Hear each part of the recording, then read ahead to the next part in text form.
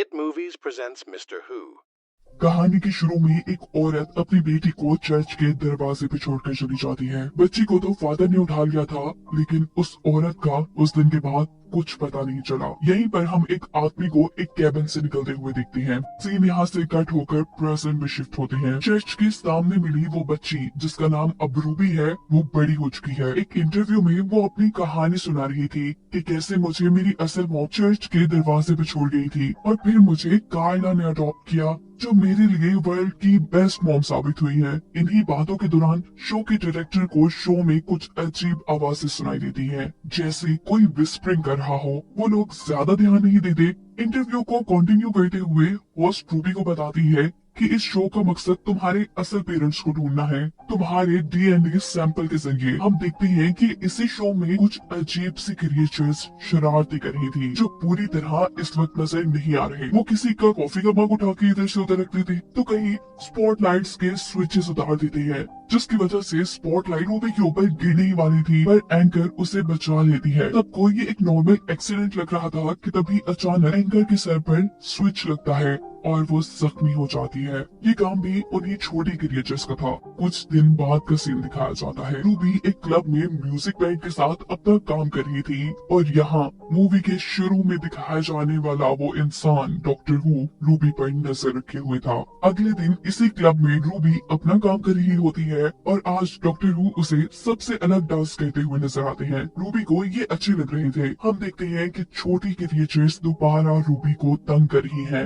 वो रूबी की ड्रिंक का ग्लास नीचे गिराने ही वाले थे कि डॉक्टर हू उसे कैच करके टेबल के ऊपर रख देते हैं और रूबी से बात करते हैं। उसे बताते हैं कि मैं हेल्थ एंड सेफ्टी डिपार्टमेंट से हूँ। क्या तुम मुझे बताना पसंद करोगी कि तुम्हारे साथ ये अजीब काम अक्सर होते हैं, जैसे चीजों का गिर जाना, टूट जाना? रूबी हाँ में सर हिलाते हुए बोलती है, ऐसा इसलिए है कि मैं बहुत ज्यादा केयरलेस हूँ। डॉक्टर हू कहते हैं, नहीं, इसकी रीजन इससे भी ज्यादा खतरनाक है। ये कहकर वो रूबी को कंफ्यूजन में छोड़कर ही यहाँ से जा चुकी थी। अगले दिन रूबी अपनी फ्रेंड्स के साथ बाहर घूम रही थी। वो अपनी फ्रेंड्स को बताती है कि मैं बहुत चीजें खराब करती हूँ और इसी वजह से मेरी जॉब भी चली गई है। मुझे लगता है कि मेरे साथ कोई बैड लक चल रहा है। ये लोग एक टैक्सी में बैठते हैं और उसी टाइम सिग्नल रेड हो जाता है। इनके ऊपर एक स्नोमैन का स्टैचू था, जिसके स्क्रूज भी वो छोटी क्रिएचर्स खोलती हुई नजर आती है। इससे पहले कि वो स्टैचू उनकी गाड़ी के ऊपर गिर जाता और उनकी गाड़ी का एक्सीडेंट हो जाता, डॉक्टर हू अपने डिवाइस से सिग्नल को ग्रीन कर देते हैं। गाड़ी आगे चली जाती है और ये स्टैचू डॉक्टर हू के ऊपर गिर जाता है। इसके बाद डॉक्टर हू अपने टेलीपोर्टेशन कैबिन के अंदर बैठकर यहाँ से गायब हो जाती हैं। अगले दिन रूबी ग्रोसरी करके घर वापस आ रही थी और यहाँ भी वो छोटी क्रिएचर उसे तंग करने के लिए उसके ग्रोसरी बैग फाड़ देते हैं। रूबी बेचारी सारा सामान कलेक्ट करती है, पर डेट टूट चुके थे। वो घर आकर ये सब अपनी मॉम को बताती है। उसकी मॉम बहुत खुशी से उसे बताती है कि हमारे घर आज एक नया बेबी आने वाला है। वो भी एक्साइटेड हो जाती है क्योंकि आज उसका भी बर्थडे था। रूबी की मॉम कार्ला, जिसने उसे पाला था, वो एक ऑर्फनेज चलाती थी, लेकिन रूबी को उसने अपनी बेटी की तरह पाला था। अपने घर पर वो अपने घर आने वाली इस छोटी बच्ची की जिम्मेदारी रूबी को देकर खुद घर से बाहर चली जाती है। और तभी रूबी को उस एंकर की कॉल आती है, जो मूवी के स्टार्ट में रूबी का इंटरव्यू ले रही थी। वो रूबी को बताती है कि तुम्हारे डीएनए के जरिए पूरी दुनिया से तुम्हारे असल मॉम डैड का पता नहीं चला। साथ ही वो रूबी से ये पूछ रही थी कि तुम्हारे साथ उस दिन के बाद से कुछ बुरा तो नहीं हुआ? मेरे साथ तो बहुत चीजें बुरी हुई। मेरे काफी एक्सीडेंट हुए, मैं बोर्ड से गिर गई। वो अभी भी बहुत ज्यादा इंजर्ड थी। वो अभी यही सब बातें बता रही थी कि अचानक उनके पास रखा क्रिसमस ट्री भी उनके ऊपर ही गिर जाता है और कॉल कट हो जाती है। रूबी को बेबी के रूम में रखी फोन के अंदर से कुछ आवाजें आती हैं, जैसे कोई उसे बर्थडे विश कर रहा हो। वो जल्दी से बेबी के रूम में जाती है और परेशान हो जाती है क्योंकि वहाँ तो बेबी थी ही नहीं। वो बेड के नीचे देखती है तो वहाँ उनका कैमरा रखा था। उनके कैमरे से एक पिक्चर ली गई थी, जिसके अंदर हमें उस छोटी क्रिएचर का फेस नजर आ रहा था। रूबी उन क्रिएचर को ऊपर से जाते हुए भी देख लेती है और उसका पीछा करती है, जहाँ वो क्रिएचर बेबी को एक बास्केट में डालकर आसमान की तरफ ले जा रही थी। रूबी भी उनकी सीढ़ी के ऊपर चढ़ जाती है और हम देखते हैं कि यहीं पर डॉक्टर हू भी आ जाती है, जो रूबी का पीछा करने की कोशिश करते हुए रूबी से पूछता है, आसमान से लटकी हुई इस सीढ़ी के ऊपर क्यों चढ़ रही हो?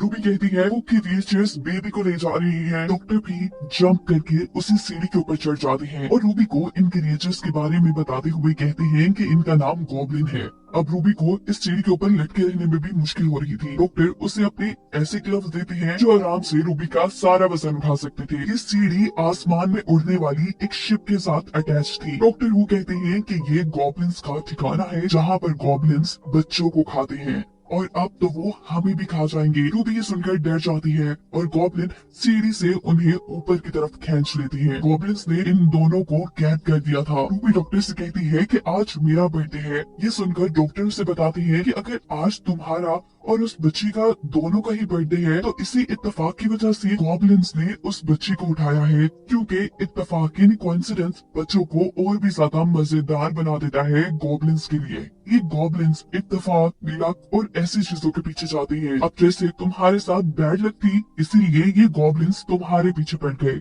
इन गॉब्लिन्स को आने वाले वक्त में होने वाले कोइंसिडेंस का यानी इत्तेफाकों का पहले पता चल जाता है। वो ये जान चुके थे कि क्रिसमस ईव पर तुम्हारे घर वो बच्ची आने वाली है।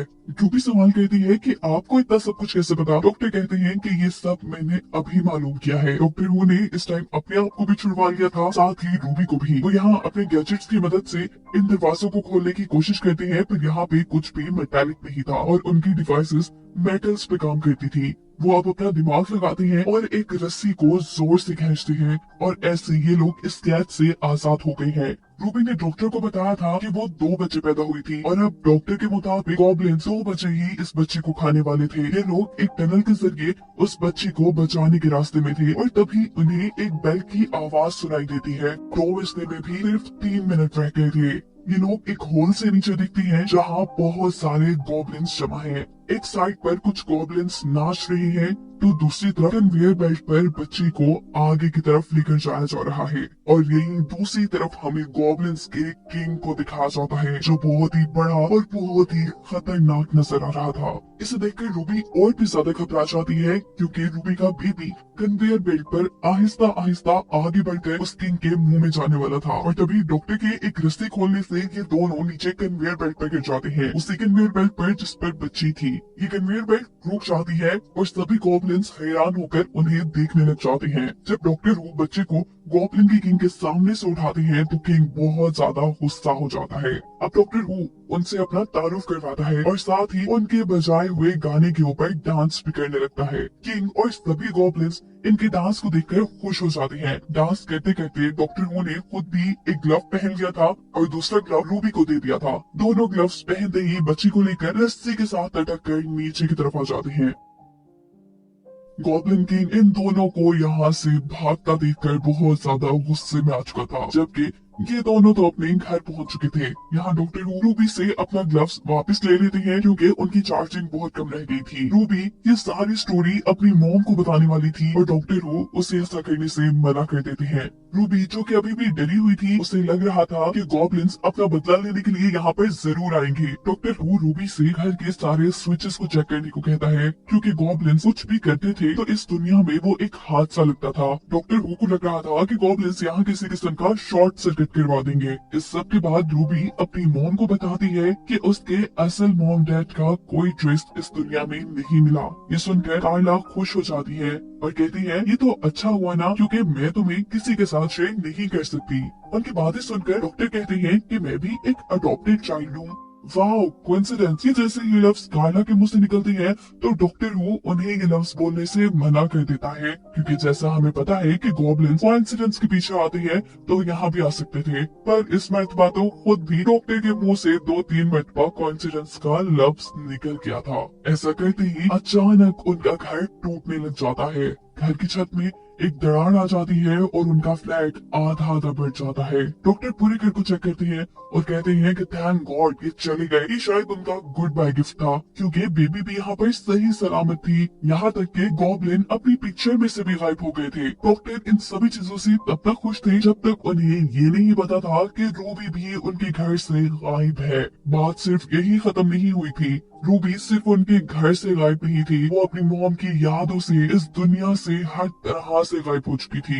इन सारी बातों का साफ मतलब था कि गॉब्लिन्स पास्ट में जाकर छोटी रूबी को अपने साथ ले गए थे। डॉक्टर को समझ आ जाती है कि उन्हें ही अब टाइम में पीछे जाकर इन सारी चीजों को ठीक करना होगा। अपने टेलीपोर्टेशन कैबिन में बैठकर डॉक्टर हु उसी रात में पहुंचती है जब एक और रूबी को चर्च के सामने छोड़ के गई थी। यानी ये वही सीन है जो हमने मूवी के स्टार्ट में देखा था। डॉक्टर देखते हैं कि गॉब्लिन रूबी को ऊपर की तरफ लेकर जा रहे थे। डॉक्टर उनकी सीढ़ी के ऊपर चढ़ जाती है, वह सीढ़ी टूट जाती है, जबकि दूसरी तरफ गॉब्लिन किंग रूबी को खाने ही वाला था। जिस वक्त अचानक डॉक्टर हु अपने सुपर ग्लव्स को पहनकर गॉब्लिन की शिप को नीचे की तरफ खींच लेते हैं। ये शिप चर्च के पिलर से टकराती है, जो पिलर गॉब्लिन किंग के पेट के अंदर स्टैब हो जाता है और गॉब्लिन किंग वहीं पर मर जाता है, जिसके बाद गॉब्लिन्स की शिप गायब हो जाती है। डॉक्टर नीचे गिरने वाली रूबी को कैच करके दोबारा चर्च के आगे रख देते हैं और वहाँ से दूर चले जाते हैं। वो देखते हैं कि चर्च के फादर रूबी को उठाकर चर्च में ले जा चुके थे, जिसके बाद वो दोबारा अपनी मशीन के अंदर बैठकर प्रेजेंट टाइम में आते हैं, जहाँ अभी भी रूबी का फ्लैट क्रैक हुआ हुआ था। वो रूबी को पहले की तरह देखकर बहुत ज्यादा खुश होती है। वो इस सारी कहानी रूबी को बता रहे थे कि अचानक उन्हें एंकर याद आती है जिसके ऊपर क्रिसमस ट्री गिरने वाला था। वो दोबारा अपने टेलीपोर्टेशन कैबिन के अंदर बैठकर उनकी भी जान गॉब्लिन से बचाने के लिए चले जाते हैं और इस मर्तबा मिशन पूरा करने के बाद वो वापस रूबी के पास नहीं आते, बल्कि रूबी उनको ढूंढते हुए उनके टेलीपोर्टेशन कैबिन तक पहुंच जाती है। रूबी जैसे ही इस कैबिन का दरवाजा खोलती है तो अंदर से ये इतना बड़ा होगा उसने तो सोचा ही नहीं था। ये देखकर वो बहुत ज्यादा इम्प्रेस हुई थी। डॉक्टर हु ने इन सभी की लाइफ की मुश्किलें ठीक कर दी थी, जो कि गॉब्लिन्स की वजह से यहाँ पे आई थी।